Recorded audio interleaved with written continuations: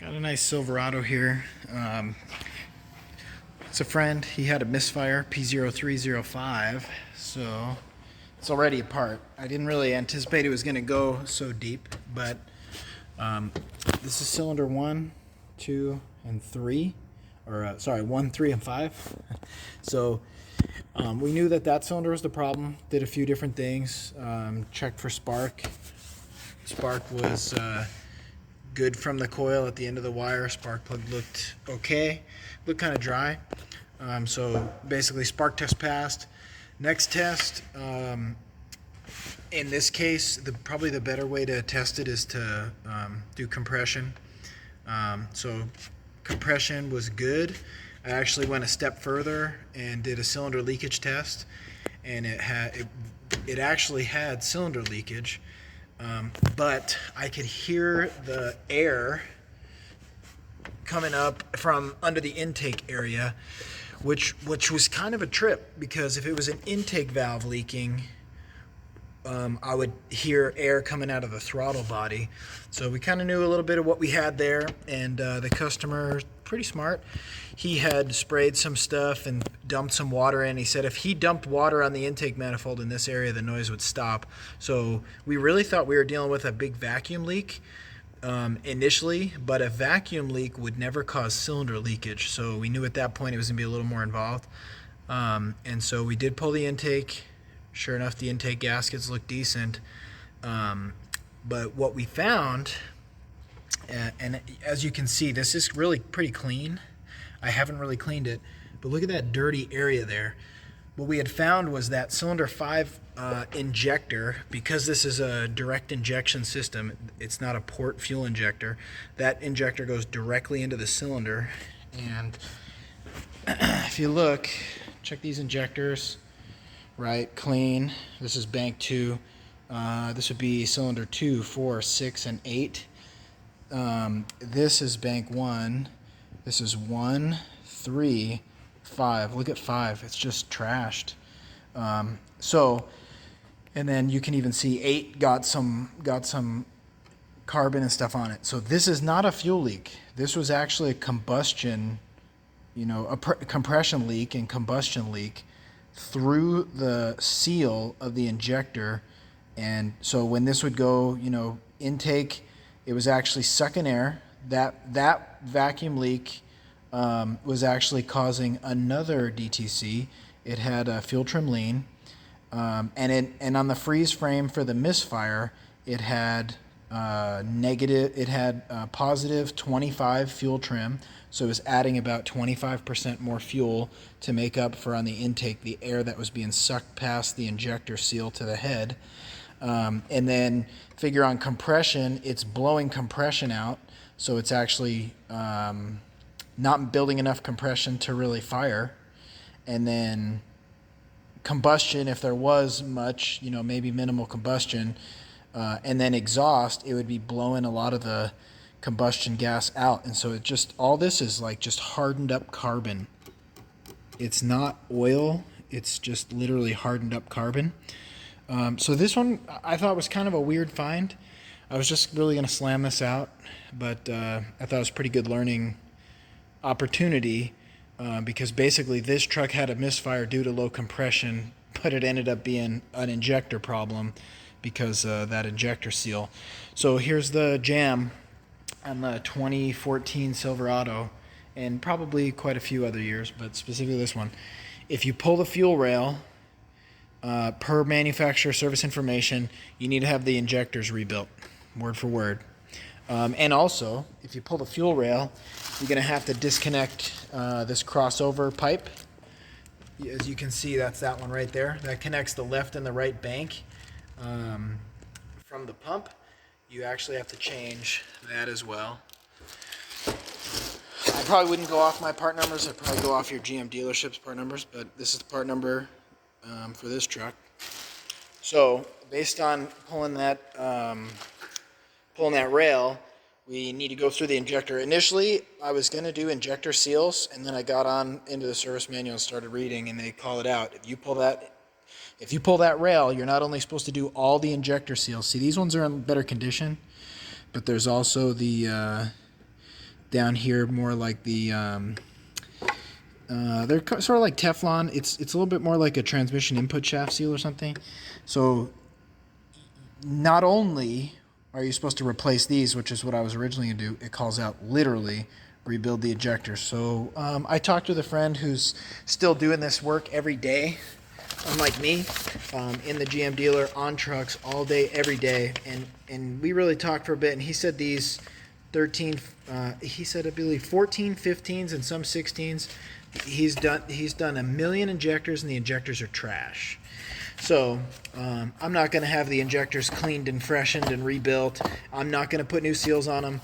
I'm going to put 8 new injectors and that crossover pipe and new intake gaskets. And I'm going to torque everything to spec. And this truck should be pretty sweet, but it does take quite a bit of cleaning in the injector bores. So the injector bore, a little tough to see, right? But that's a pretty dirty injector bore still. So I've got a lot of cleaning ahead of me. And a 30 caliber gun cleaner, like a brass brush, is actually perfect. I got a few different brushes. So looks like I'm busy doing a lot of brushing and getting it all cleaned up. And then the new injectors come with the seals. And there's a special service tool if you want to replace the seals to size these Teflon rings. Again, it's not so different really than a transmission input shaft. So it's further reason to get the whole injector assembly. Let's see. So injector comes with the seals already installed. I do have to, I'm going to set that carefully up there. I do have to put in the little cup seals, but now we got enough of those. And in theory, if you were going to do one, look, they give you the whole seal set for that bank, but then you'd have to get these off, put the new ones on, and then use a sizing tool to get them to be the right size to seat into the cylinder head bore. You could do that, but I don't have that special tool, and I'm not really going to goof with it when I know that these injectors are kind of a known issue. So that's the diag. I may show a little bit of it buttoned up at the end. Let's do one of these together. Here's the old clip. So we're going to discard of the clip as we pull the first one off. I like this small screwdriver. It's going to help me work not only the little electrical clip, which this got hot, so they can be a little brittle. Just pop I think they call it like CPA connector position assurance. Squeeze the tab, pull up, that one out of the way a little bit. And then I'm using the same one to just pry this clip loose. A little bit of a technique there.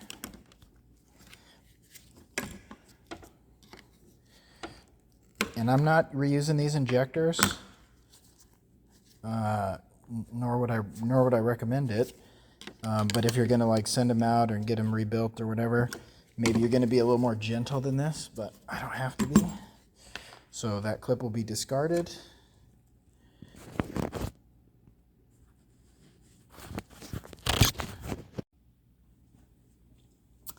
All right, so I'm gonna go to pull this out. I'm just giving a lot of pulling, some twisting. It's probably gonna hurt the upper O-ring, but again, I'm not reusing the injectors. You can see there's our upper O-ring, and that one is damaged. So another one bites the dust, per se. So now I'm gonna grab the injector box right here. Open that up. This is gonna be a lot of those extra things, and look, there's our new clip. So for this O-ring, I've worked a lot with different types of O-rings. If you put it in dry, you're probably gonna roll it over. So I'm using a little bit of silicone grease, and that is really one of the only lubricants that's acceptable for rubber. Now, it didn't call this out in the service manual. I'm showing you how I would do it. So if you're using me as a service manual, you probably shouldn't. Just take it as like a tip. tips and tricks. Okay, so now that I got it lubed up, I'm going to work it in there, and you'll notice it goes nice and clean. And then I'm going to take the new clip, and I'm going to push it on, but I want to point out a detail as well. We got this also. This clip also holds this injector not only up into the rail, but in the correct spray pattern position. So that one went good. You heard that last click? I noticed that can be tough. So look, make sure it's fully seated in the square there. Make sure that both of those two are locked up against the sides. See, that one looks good. Matter of fact, this one might actually have to go down a little more. So I may work that just a second here. I think it's there. Actually, no, it's not. So I'm going to use the back of the screwdriver. Okay, there we go, baby. That's what I'm talking about. So now it's all the way in there. And then we'll do the connector. Click and click. So I'm going to do that to all 8 injectors, and then we'll move on. 8 new injectors in.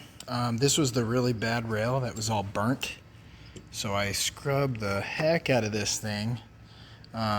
Here's all the old injectors and all the clips. So this has got everything ready to go, including these little cup seals. Everything's connected. This is basically ready to install. And what I did was I even put just a tiny little bit of silicone grease right there on the seals, square cut seals or whatever. And so I did put in this rail last night. And as you can see, I spent quite a bit of time scrubbing this and cleaning this up. I still have to change that little S crossover tube. But I used a nice brass bristled brush. You say that a few times. Some WD-40. I used the GDI cleaner down on the intake valves. I've got that. Well, shoot, it looks like I might have tossed that. But Lucas Oil makes a specific, here it is, GDI cleaner. So it's a nice little resource to keep in mind. This stuff foams up and kind of sits on there and does break down the carbon on the valves. So let's grab this and we'll swing this over. The other one went in fairly easy. I'm just going to plan which hand I'm going to have. I'm going to switch hands here. So obviously the connector goes towards the back. Here's my little stool. And then I've got these all prepped and clean. Although I realize right now this little pipe kind of moved when I was cleaning it. So I was trying to hold it up out of the way without bending it too far. So I'm just going to bring it in real nice and careful. And in some ways it actually would be easier to make the electrical connection now. So I'll consider doing that if I can get a good reach on it. So let's do that. Of course I can barely reach. Alright, come on baby. And so that's kind of the story of this job is it's just tedious. Alright, connector position assurance in place. So electrically, this one's connected. It's roughly in place, and what I found was, just kind of getting the injectors for sure started in the bore, and I'm just pushing down on this, and I can get this out of the way. Keep my parts organized right here. So I was able to get the other one mostly down by hand, and then I did cheat a little. So I got this really nice, soft-faced dead blow hammer. We got 2 options. One, I can start drawing it in with the bolts, which is probably a good option. And so I'll start those, but I feel like personal preference for myself, I would rather tap this down with the dead blow.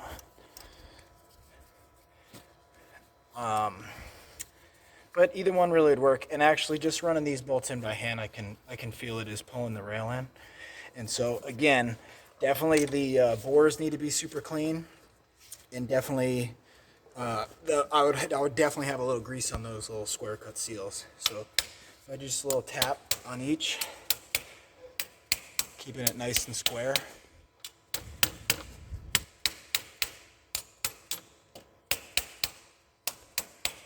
And this is very minimal. I am not hitting it hard at all. And I just want to get them really squared up. So I feel like I'm pretty close there. And you can see these, I definitely got it dropped a lot lower than the bolts. So, you know, we got quite a bit of debate. Maybe using the bolts would be a better idea. I feel like one thing with the bolts, you don't really get to feel if it's going in well. So with that, they were each tapping in pretty evenly. And so I feel pretty confident on those. And I did, you know, I actually forgot to show you. What I did was I took one of the old injectors, and after I cleaned the hole out, I was dropping the injector in and making sure it would fit every single bore. So I know for sure these injectors will slide in. They still take a fair amount of effort, but figure it's got a seal for combustion gases, so it's going to be fairly tight. So I'm going to go through and torque all these now, and then I'll get that crossover pipe replaced. Check back.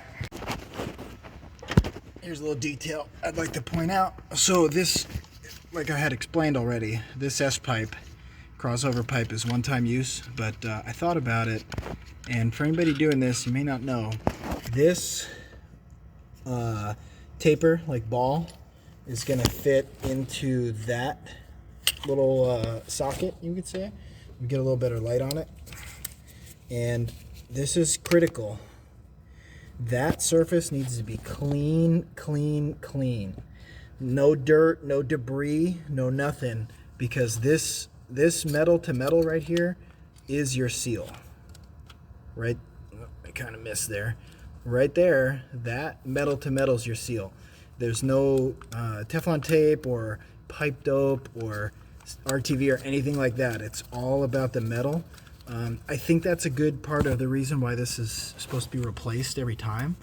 But it's pretty common in fuel systems. They'll call out one-time use, especially high pressure stuff. So I don't know the spec on this truck, but it's mechanical direct injection, so it's probably several thousand PSI. Some of the diesels can be 20,000 PSI. So this is meticulous work right here. And then same with this rear one. I made sure they're all clean. Then I realized that I don't want to miss this important detail. So I'm going to run these up, and I actually don't remember the spec on this. I got a pretty good feel for it, but these are a little bit challenging to get a torque spec on because you can't obviously use your socket. So I'm going to give you the concept because I know. I'm going to grab my torque wrench here. I want to explain something. Those are 17 millimeter. So I'm going to use my torque wrench. I could use a couple. You know what? This one I know I've got good batteries in. I prefer the digital sometimes. Other times I don't. But these all do tech angle. So that's why I like them. So if I'm going to use this torque wrench is calibrated to be its exact length from that 3/8 square drive to where your hand is.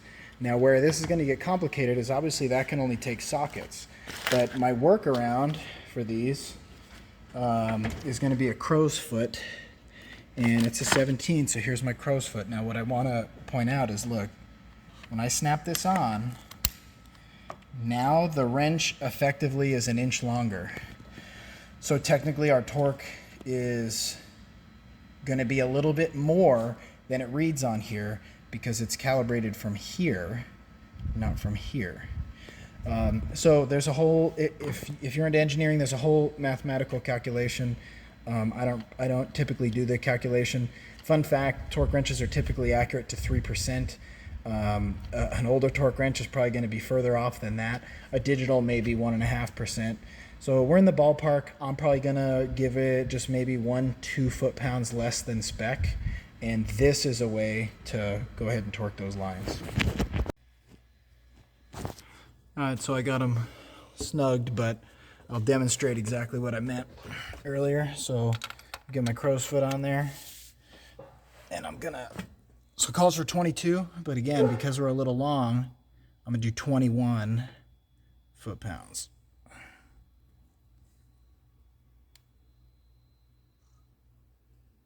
But because it's a crow's foot, I got to pull off and get another bite.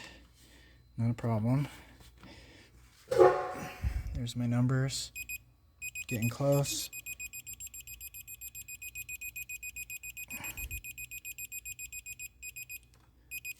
Just got a little more to go. Okay, boom, right there. So I'm do the same thing. 21, 21, 21, 21. Then I'm gonna torque these 18 foot-pounds. And this center one was about 8. It was actually in inch-pounds, but 8's gonna work. All right, so we're working these in sequence.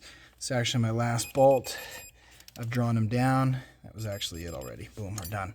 18 foot-pounds on those. Kind of like jump around, you know, start here, here, here, here, and do it in a couple passes, I recommend. And then when you hit 18 on all of them, you're good to go. Then we need to connect this line, the feed line. It actually seems like it might give me a little bit of a hard time, but I got it out, so I should be able to get it in there. Come on, baby. If I have to, I could unbolt there, but I'd be surprised if I had to, because I got it out no problem. So I'm not sure if I was stronger then, and I don't want to overbend it. So let me think about that for a quick second. I didn't pull the pump. I mean, I'm close. I'm just gonna flex it a little. I know it's hard to do with one hand. Let me set the phone down 1 second. All right, so it really just took 2 hands. So now that this is about lined up, I want to show you a little detail here. Did you hear the click? Hear the click, pull, make sure it's clipped, 100%. Because that could cause you some problems. And then this little part is really just to ensure that the fuel line's completely locked on. So we pull that in, clip it down. It should clip down easy. That's about where it's at. I didn't disconnect this one. I didn't bother to, no reason to. So that one's still connected. Now I'm just gonna take a quick look, because the next step is going to be to get ready to put this intake on. So if you've missed any connectors, now's the time to catch it. We got this is probably the regulator for the high pressure fuel pump. We've got fuel rail pressure sensor. We got the 2 injector bank connectors. All the injector connectors, which I recommended doing with the rail earlier. And then I think we're looking good. So my job was a little unique. I had so much cleanup to do down in these intake ports. I didn't bother like running tape. You know, putting masking tape on the intake ports is good, but I did paper towels just to make sure nothing big got down in there. But because I was pulling each paper towel out and doing cleanup, I didn't really want to tape it up. So now that I'm ready, I'm gonna pull all these. I'm gonna come through with my blowgun on my compressor and blast it out one more time, just because I've been down in there cleaning. You can't really see because it's dark with that GDI cleaner. And definitely don't forget to take these paper towels out, and definitely don't forget to check your connectors and your fuel lines, because once you put the intake on, you can't get to any of this stuff, and you'll be either sucking in paper towels or pulling the intake back off to connect the stuff you missed. So I'm pretty close. I'm gonna blow it off, clean it off, and then I'm gonna come over, change my intake seals. Trash. Change my intake seals. It's probably not necessary, but based on the customer's initial diagnosis, he got these. So if the customer got them, I'm installing them or I'm having them returned. And you know, I'm here, so I'm gonna just change them, and then getting ready to load it up. Just did the last blowout. Looking clean. Last thing to do is put the insulator in. Don't forget that. So this insulator is going to slide in, and then I'll be ready to do the intake. But I'm going to do this with 2 hands, just because this one's a little bit beat up. And honestly, if it was anywhere, this is just burned. But if this was soaked with gas or fluids, this could actually catch fire. So just be aware. But because this one's burned, it's a little bit brittle right here. So I'm not going to swing this in with 1 hand. I'm going to use 2 hands and be careful. Make sure nothing falls in the intake port. Okay, intake's next. Like I was saying, it's a little burned in that area where there was that combustion leak. But it's usable. just barely, but usable. Now the intake's prepped and ready to go. So same, I'm not gonna do that with one hand, so you'll have to wait. All right, that was quick. So I didn't show any of this taking off. I didn't think this job was gonna be particularly interesting. So I'll just make a couple notes. One, this line right here, way down in there, right there, right, it comes up over to here. I found it's too much of a pain to disconnect back here at that point. I found it's a lot easier to disconnect in the front. Right, so just leave this as is. Get her right down there. And then, you know, you got your purge solenoids, a couple connectors, map sensor, the throttle body. You know, it's really just a handful of connectors. And then this baby's on its way. This goes to the intake, so that was easy. So at this point, well, I guess there's one step that's a little complicated. These bolts, I loosened them and I tried to get the intake off, and they're really just falling back in there. So it's actually better if you loosen the bolts and then reach a magnet down in there and pull the bolts all the way out, or they keep kind of getting stuck. Same with getting it in. So now I'm gonna set these bolts in and do a torque on these bolts, do my final connections, and I'm ready to run the baby. So on the intake, it's first pass 44, final pass 89. So I've actually gone through and already done it, but it's kind of my little demo, right? Coming up to 89. Bingo. So a couple little notes on that. When you get it in, you got bolt, bolt, bolt, bolt. Well, one in the back kind of sucked, you know, so to be honest, I did it, I probably would have done it different. Those bolts were a pain in the butt getting it off, so when I flipped it over, the bolts fell out, so I figured I'd leave the bolts out, but actually putting the bolts back in and getting them to pop down through the little retainer totally sucked. So I don't know, I think next time I would actually try to leave the bolts in the intake and fight it all the way on there rather than try to fight the bolt back in the hole hanging from a magnet. So kind of a pain. So 89 inch-pounds, not foot-pounds, definitely not. And then I'm going to shoot this intake on and fire it up. All right, here comes the first start. I pushed it outside the shop because I used a lot of that GDI fuel injector cleaner, and it's going to smoke. Extended crank, obviously. Fuel rail's dry. So there's our first start. Look at that. We knew we were going to be smoking. Definitely running a little stumbly. You kind of expect that. So I'm going to let it keep running all that fuel and stuff out, clear it out, probably do a little road test. I may even just start hosing this underhood down right now, but I'm expecting that misfire to clear up, although I'm not surprised it hasn't yet because there's a lot of junk in there. Had the girl running for a bit. Smooth. It's quiet. No more smoke. So, you know, just all that GDI cleaner getting down in the exhaust and whatnot really cleared out. No more smoke. Drove it, it's good. So far no DTCs, although this did have a couple heated O2 sensor codes. So, you know, something might come back, but the misfire aspect is done. It's sweet. It's running good.